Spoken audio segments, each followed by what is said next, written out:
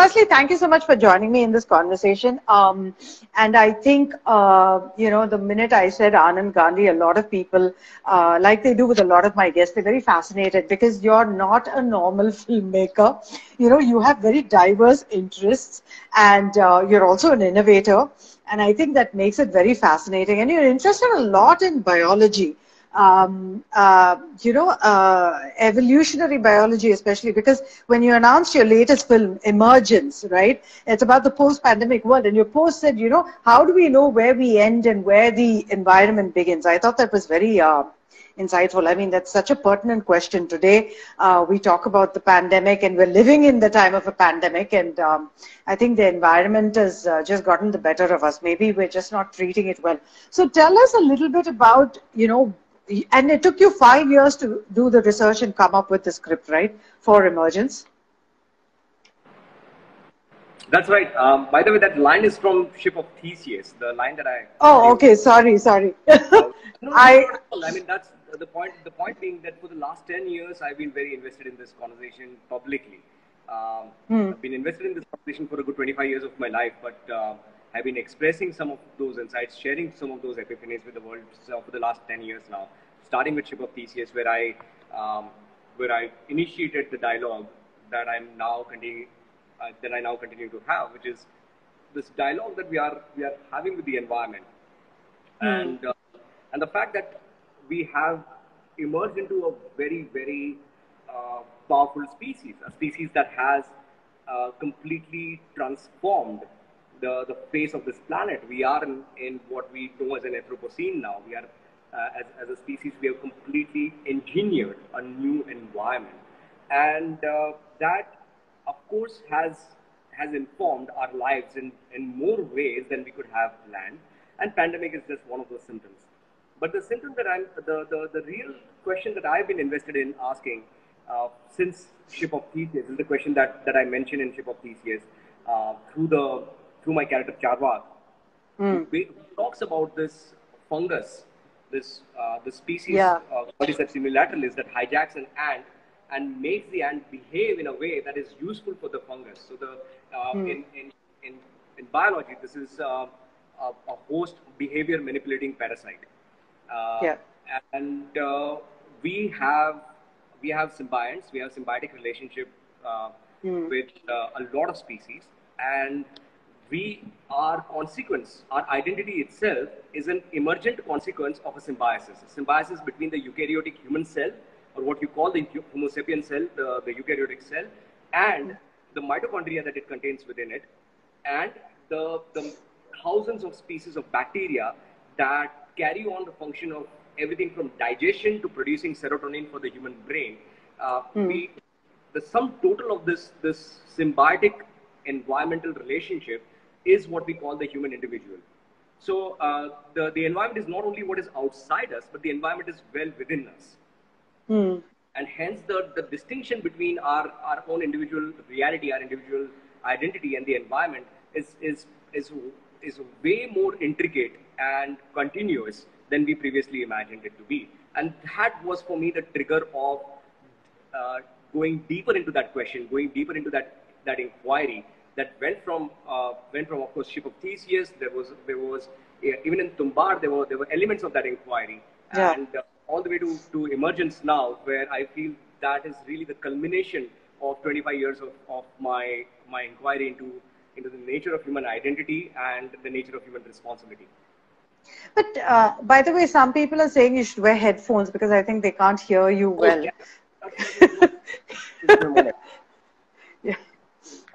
Let me just try and excavate one from... Okay.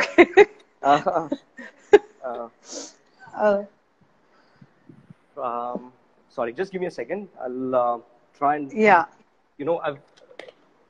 I've just not been very planned about this. I've not charged my headphones.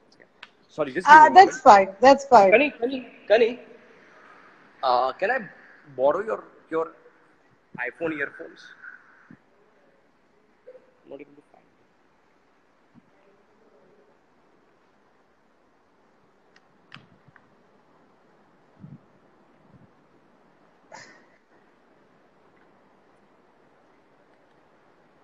Okay, I think they're saying the voice is clear. I don't know. Oh, really? Oh, here we The go. Thank comments are like. you. Okay, got it. Here we Okay, go. okay. Yeah. Um, so, Sorry. no worries. So I want to understand, where did this interest in biology and evolutionary biology come from? I mean, how did you get so fascinated with that subject? Well, from here's the thing. For as long as human consciousness has existed, human beings have asked, have inquired into the nature of their life, their identity, and their relationship with the universe. We have been in a constant dialogue with the universe, and the universe has not been very uh, uh, uh, very verbose. The universe has been quite so ever so silent on us for all these hundreds of thousands of years that our species has existed. And in the last few thousand years, in a post-agrarian space where more human beings had more time because of agriculture, not all human beings had to hunt and gather, and suddenly a lot of human beings had the time to sit and wonder what life was about, how to make a better future for the community and eventually for the species. We have been asking some fundamental questions, and we have been reiterating these questions over and over again. Questions like, who am I? Where do I come from? What do I do with my life? Is there meaning? Has meaning been inherited? Do I need to inherit some meaning, or can I invent my own? Or is life utterly, completely meaningless? We've been asking a lot of questions, and we have reiterated these questions in so many different forms and methods. Um, I started feeling, and I was on this journey from an early stage of my life. From the age of 6, I got the opportunity and the encouragement from my mother to to to take on this journey.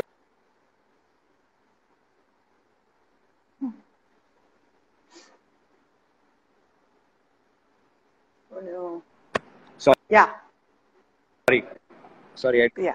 got dropped somewhere. Yeah. So yeah, I got an early encouragement to take on this journey, and I started asking these questions in a very, very invested manner. Uh, I found a lot of really interesting and insightful answers from poetry, from prophetic poets like Mahavir to Kabir to like Kundgunda Acharya, and from uh, spiritual philosophical texts from the Indian philosophical texts, from the darshanas, from Nyaya, Vaisheshika, Yoga, Samkhya, Mimamsa, etc., and from great Western philosophers as well, from everyone from Russell to Spencer.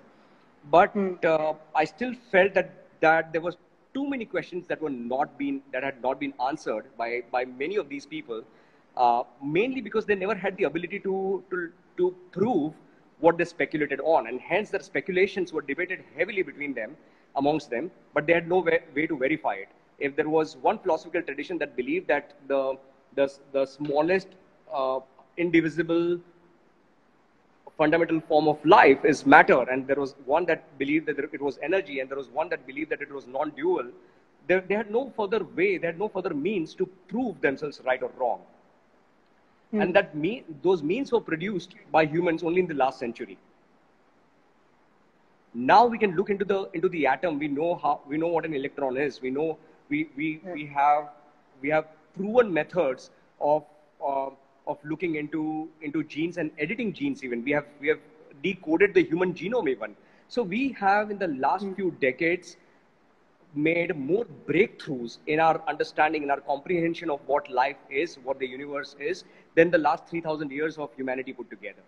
And those breakthroughs have come from biology. Those breakthroughs have, of course, initially in the last 150 years, the first big breakthroughs came from physics, from understanding the relationship between big cosmic objects, big objects like stars and planets and their relationships, eventually moving towards the infinitely small, and eventually in the last couple of decades, understanding the emergent complex phenomena like genes and like the DNA.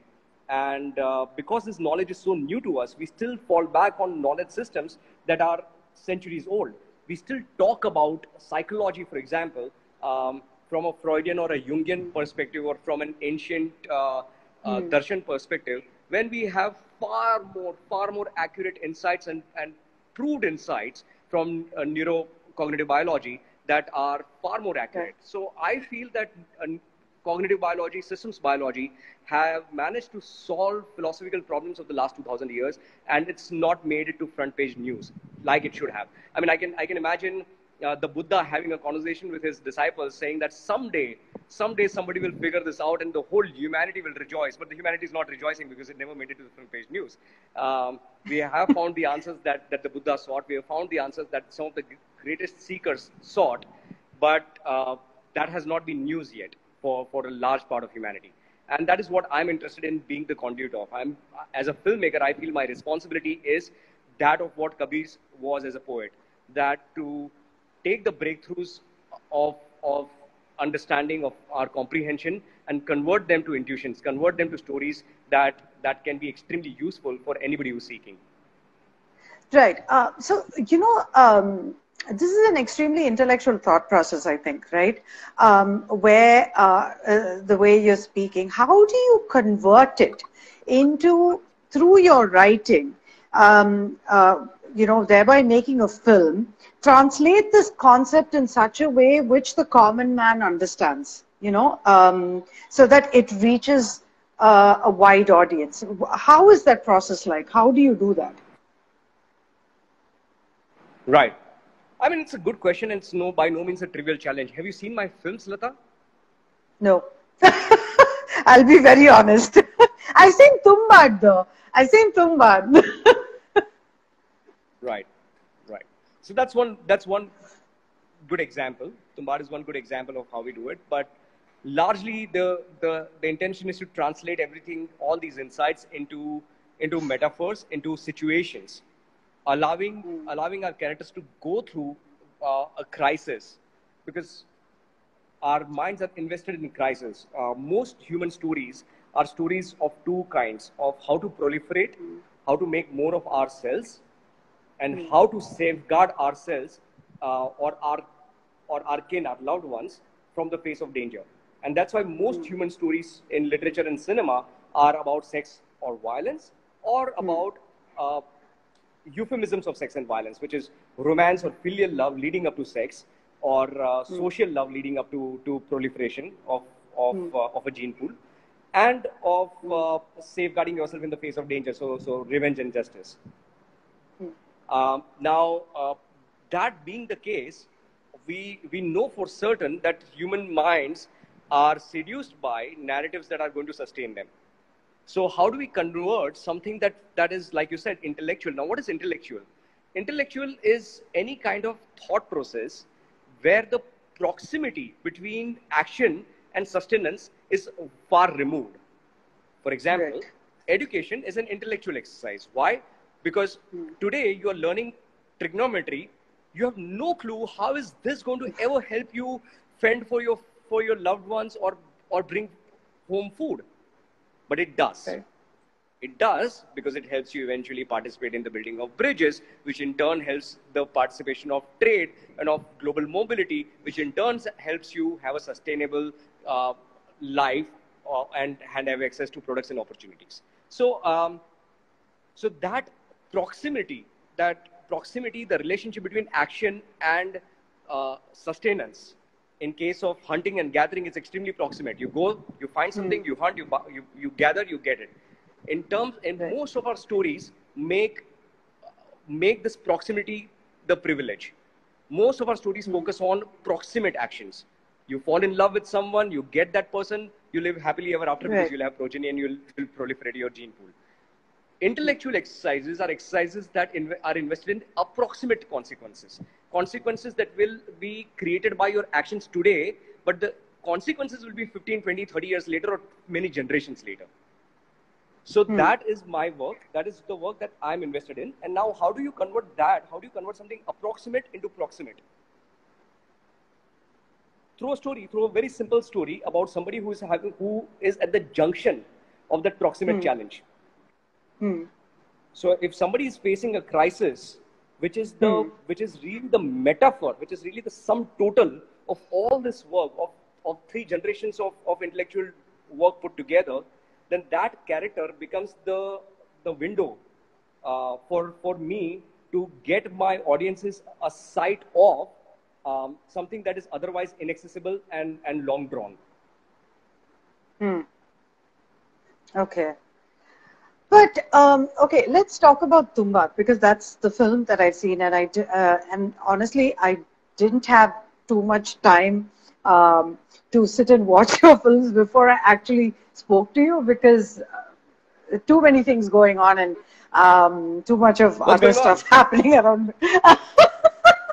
No, I'll tell you, because I write and I do so many interviews. I'm caught up in so many things. So I just didn't have time. And Tumbaad I saw a while back as soon as it came on Amazon Prime, you know, and I found it quite fascinating. But you were the creative director on that film, you know. That's right. So if, for instance, you know, we go back to what you were saying just now, what were the concepts that were translated, you know, for viewership in that?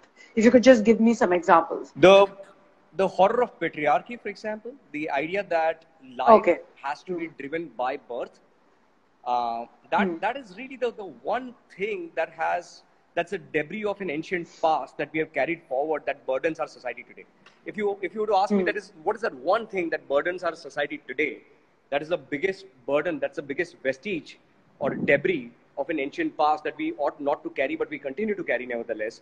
I would say it is privileging a person's birth over a person's merit.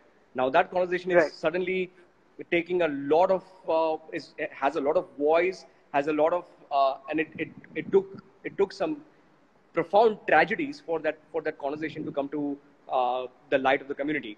But that is really the singular most important conversation I've been trying to have, which is we cannot. This is a biggest mistake of humanity to imagine that birth is a necessary mark of merit. A farmer's daughter could turn out to be a great actress, and a politician's son may be better suited for stand-up comedy. There is no reason we have enough proof over hundreds of thousands of years that merit is not determined at birth. We have enough proof for that, and still we behave as if we have no proof of that. And that is really the singular biggest horror of our society. The horror that one claims their place of getting treasure only by their claim of birth. Right. And that too only by their claim of masculine birth, of being the man born in a patriarchal tradition that privileges the birth of a man. But sorry. Please go ahead. But patriarchy is not, you know, the issue of patriarchy and, you know, where the man is superior. It's a worldwide issue, isn't it? It's not just, I mean, it's not just part of Indian society. It's a part of certainly. most. It's a global problem. I keep saying humanity. I didn't say India at all. I'm I'm just saying global society. I do not work only as an Indian and only for India. I work for the world. I make stories out of India and set them in India because it's a region I know very well. It's a people I know very well and have great love for because I've been born here. But that doesn't limit the extension of my outreach. I'm speaking to the entire world. But from your own personal experiences, do you also translate issues that you've gone through or you've experienced? Do they also get translated on screen? Not really. I do not privilege my personal problems. I do not think that they are so necessary that they need to be prioritized over other bigger problems. So no, I barely ever spoke about. I mean, I can't remember if ever I've ever spoken about my challenges or my struggles. I don't think they're necessary at all. Okay, so considering, you know, your views and your thought process and the way your filmmaking is, it's quite different from the commercial masala Bollywood, you know, kind of mainstream cinema, so to speak. How has your journey been, you know, in the Indian film industry or in the global film industry with the kind of view that you have? It's been great. It's been nothing short of incredibly fruitful. People have been kind, people have been generous, people have indulged me and allowed me to make mistakes and recover from those intellectual errors. Audiences have come and corrected me, have worked with me. It's been a great journey. I mean, the fact that you are here talking to me without having actually seen my films is testament to Tumbad, I saw Tumbad. Fair enough. Is to me testament to the idea that what we have to say resonates with the world sufficiently for people to be curious about our work, even though they may not have had invested in it sufficiently yet. So life has been really, really wonderful in every way possible.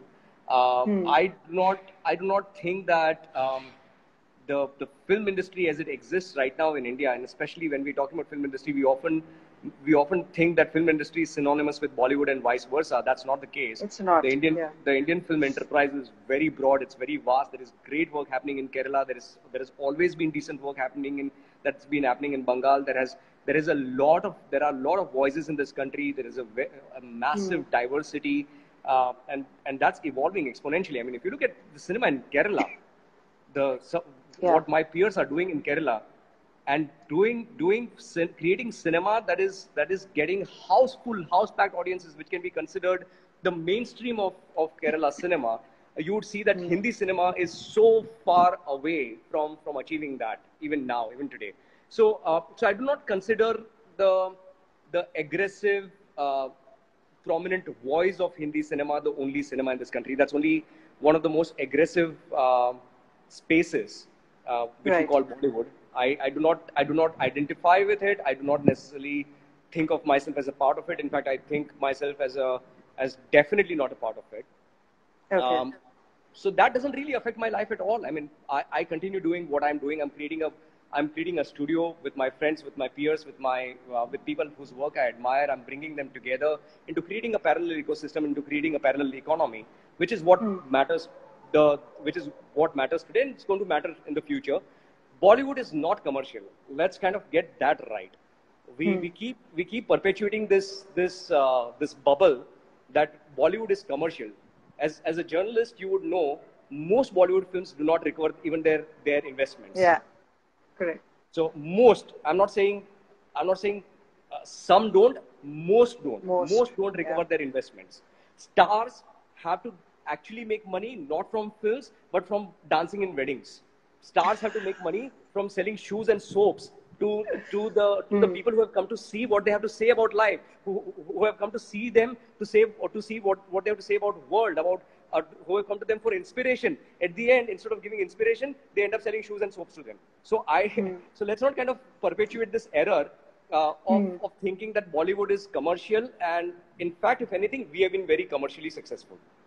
We have been commercially completely successful, and we continue to be so. And that's why each passing project, our project is growing exponentially in scale, exponentially in the number of people who are willing to pay for watching them.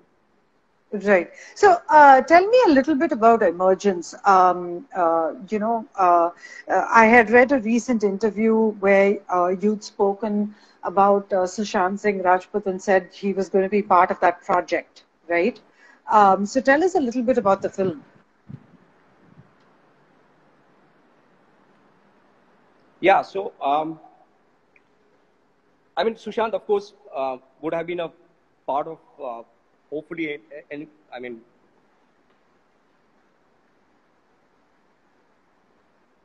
he would have of course been a part of the project. Emergence has been on my mind for the last few years, for the last 5 years, and many of my friends have been extremely encouraging and inspiring, and my closest peers, my partner, everyone have been in love with the project for the last 5 years now, because it was to them as it was to me, some semblance, some kind of a prophetic speculation of our future. The moment anybody read it, the moment anybody heard of it, they felt convinced that this seems like a near reality. It seemed so plausible that anybody who came upon Emergence started kind of getting invested in it. And so even actor friends who have known of Emergence, Sushant was one of them, who have been very inspiring, who have been constantly encouraging me to finish that. I feel I'm a little late with the project now, but also at the same time, I'm just in time, because now I don't have the burden of educating my audiences about what a pandemic is and what it feels like to live through one. I can assume my audiences know that and take it further, which is where I always wanted to take the project. So it's really a conversation about the human identity and the relationship that human beings have, that our species have, with microbial life, with all biological life on the planet. Right. I do want to ask you this. I don't know if it'll be upsetting for you, but were you and Sushant good friends? I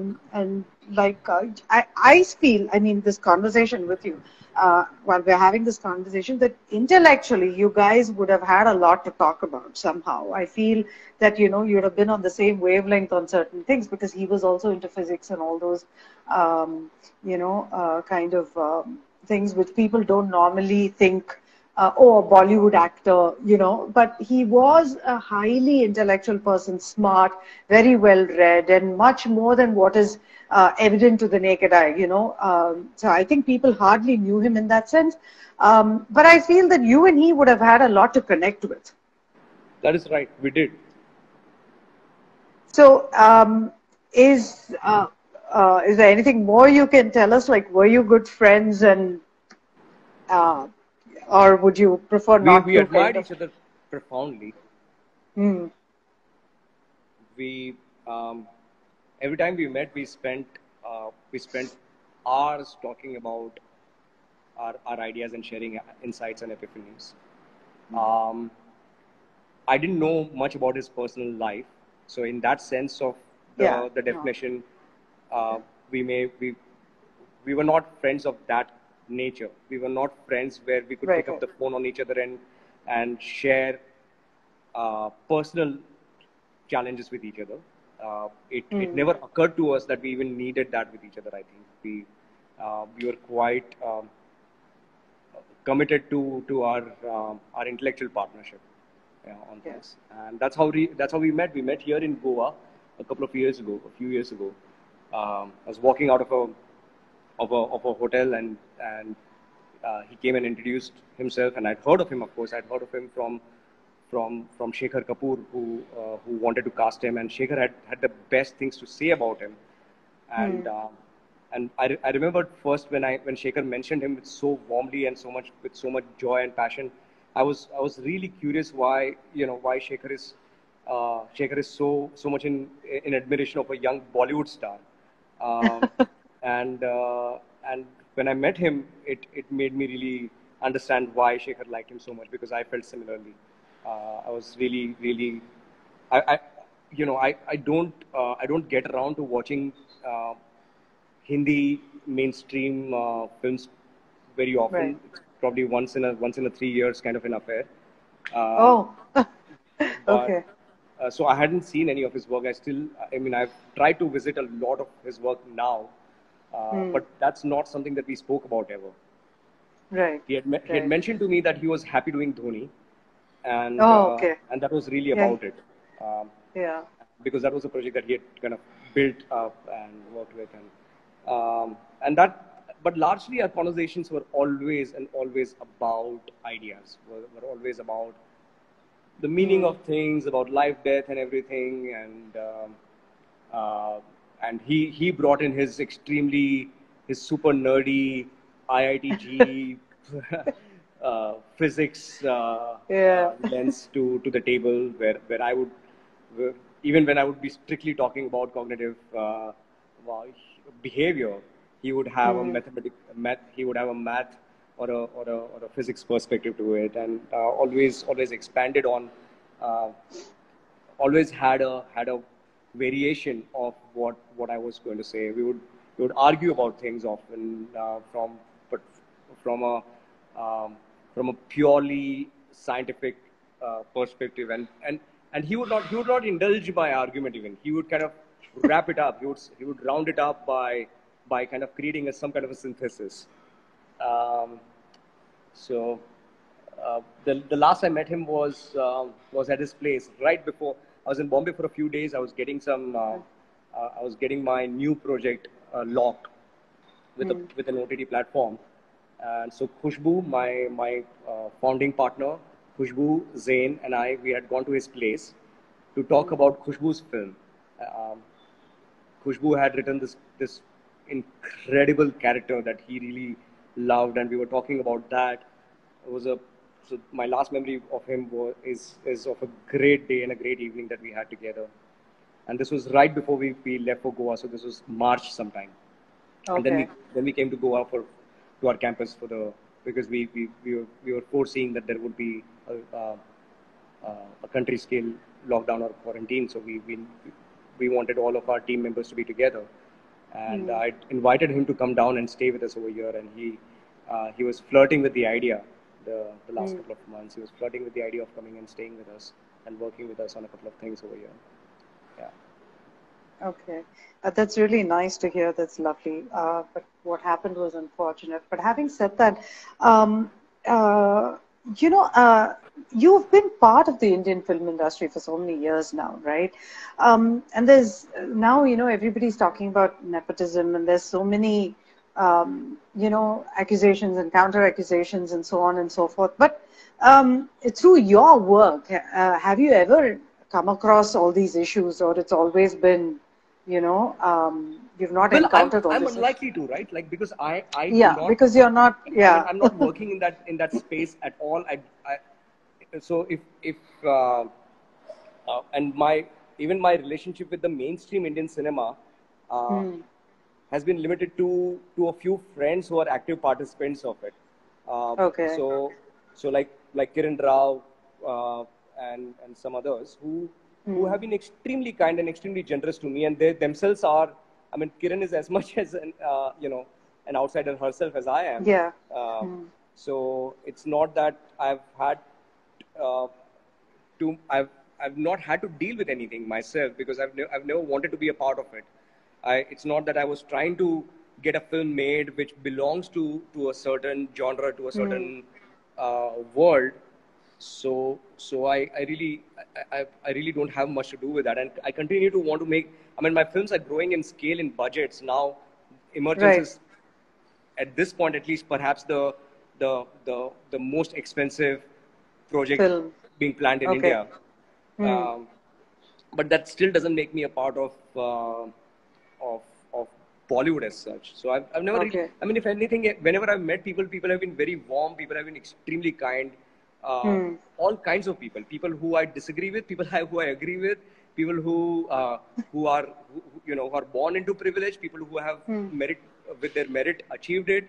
All kinds of people, when they meet me, they're all very warm and kind, because I'm not taking it, I'm not in the same place. I'm not not in the same market as such.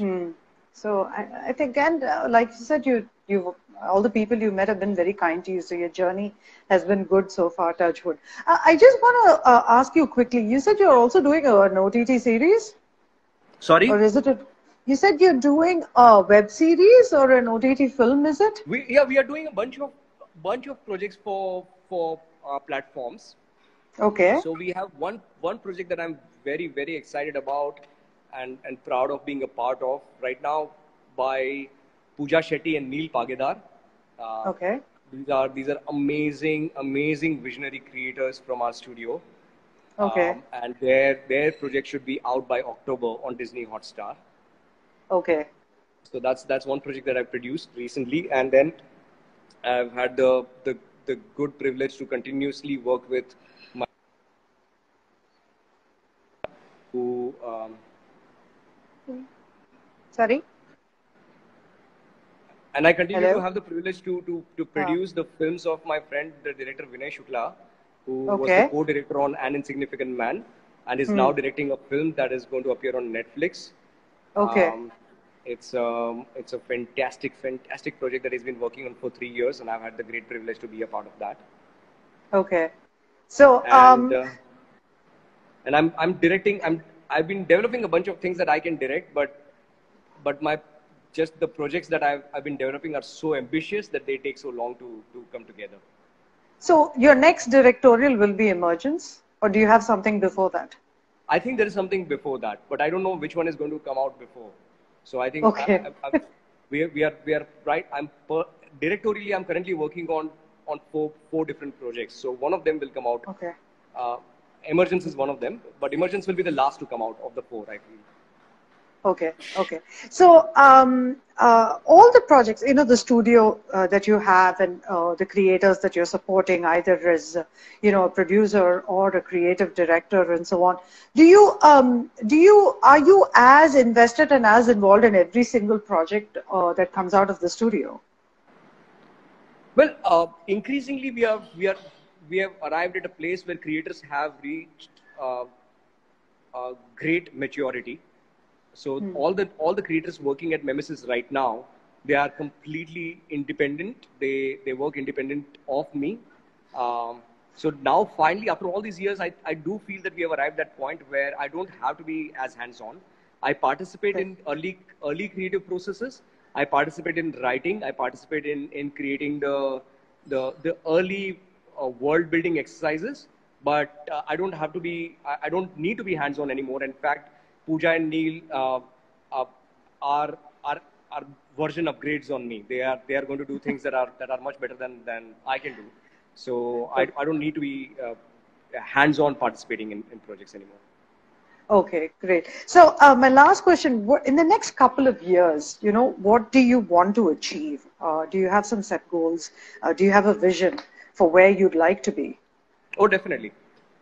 Nothing short of revolutionizing the entire cultural ecosystem of this region. Okay. We want to replace every corrosive system that exists with systems of great merit, of profound responsibility.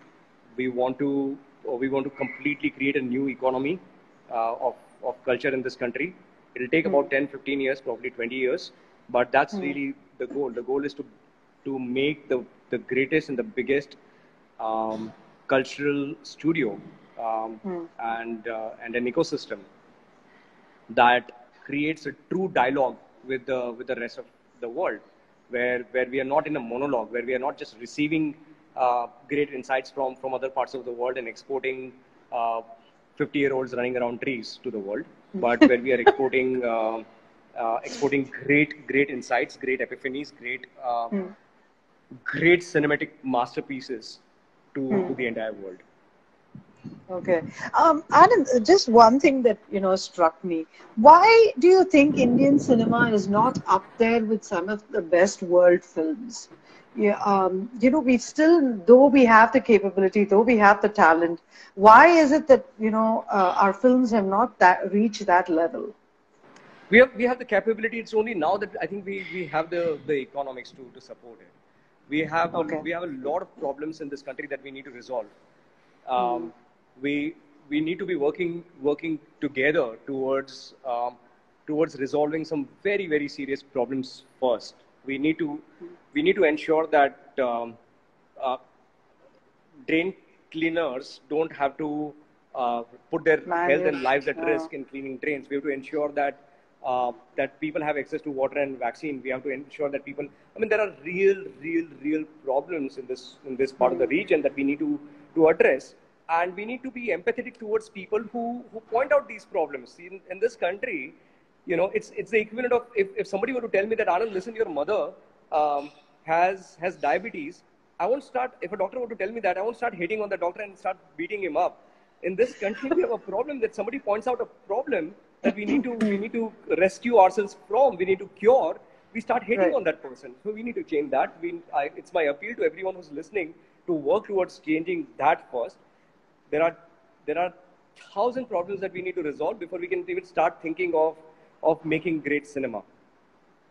Because cinema is just an outcome of all of that.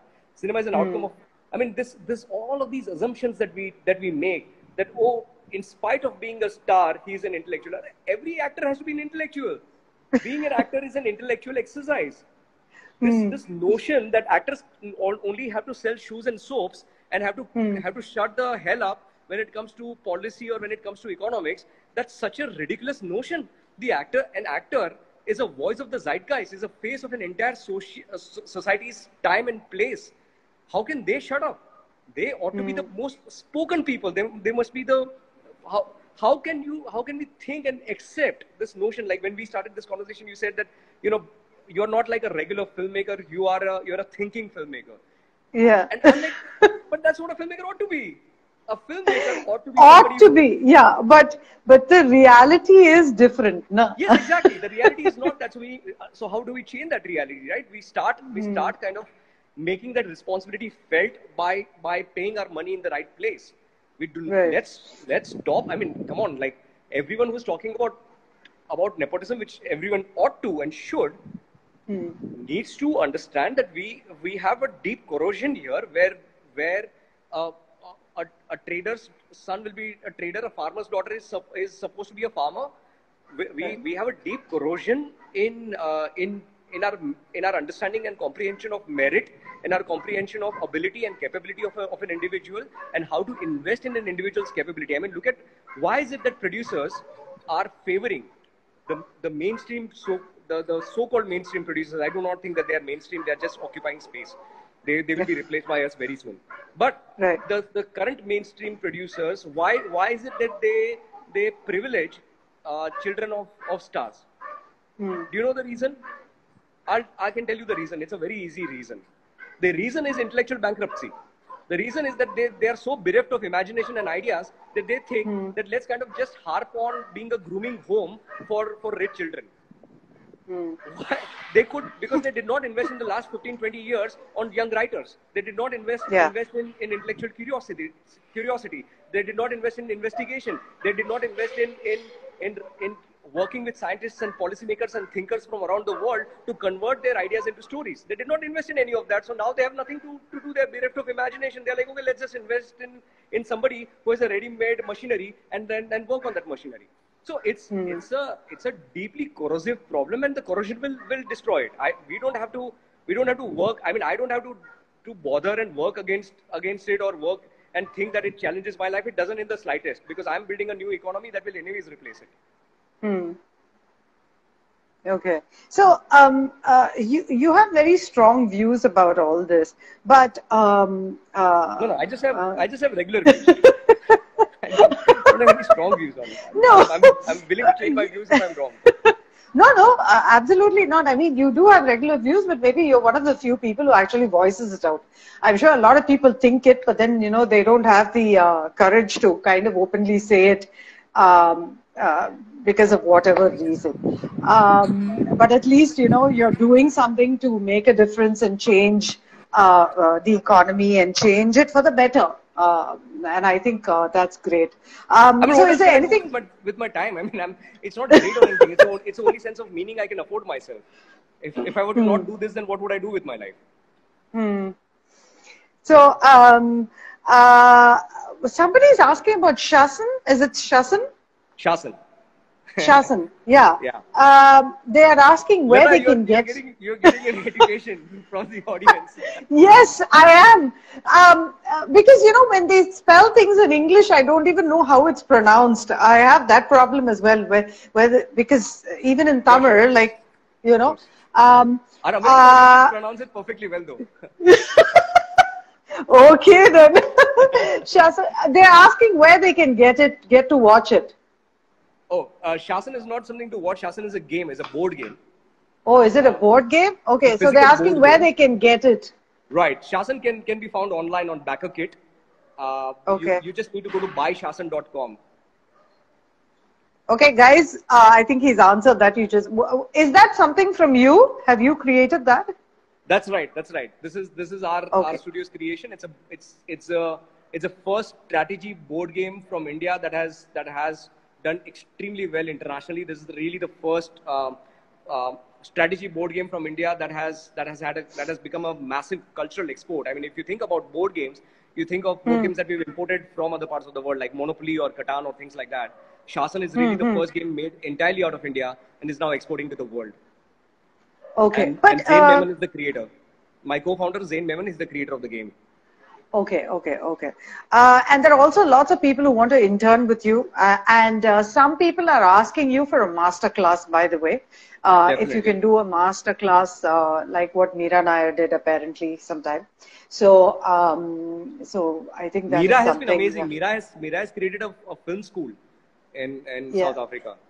She has been at it. She has been extremely invested in the next generation, and I'm trying to kind of take a note from that, be inspired by that. And I'm for the first time I've really had the time the last couple of months, thankfully, to put out some of my insights in form of videos. So I have a small YouTube channel where I've been putting out semblance of a masterclass, and I've been putting what stuff is the out name? on my just Anand Gandhi. I mean, just search by my name and one will be able to find it. And likewise on my Instagram channel, in the last few months, I've been able to put out the semblance of a beginning of a masterclass, but I intend to put out more classes as well. Okay, so guys, he's going to put out more masterclasses and he's got a YouTube channel called Anand Gandhi. So you should go check that out. And in case you want to get in touch with him, I think he's very active on Instagram. So I think there's I've been active for the last couple of months, continue to be now. Till work begins again. So I think you can get in touch with him through Instagram. And ask him all your questions there because many people want to intern with you and work with you. Is there anything you want to tell your fans? Because there are a lot of them who kind of... Yes, I know you heard him. I'm just repeating it. I would say stay in touch. Come to the Instagram channel. I'm definitely intending to put more and more work out. And in the coming years, we have decided to be very active in producing culture of all kinds, cinema, games, shows.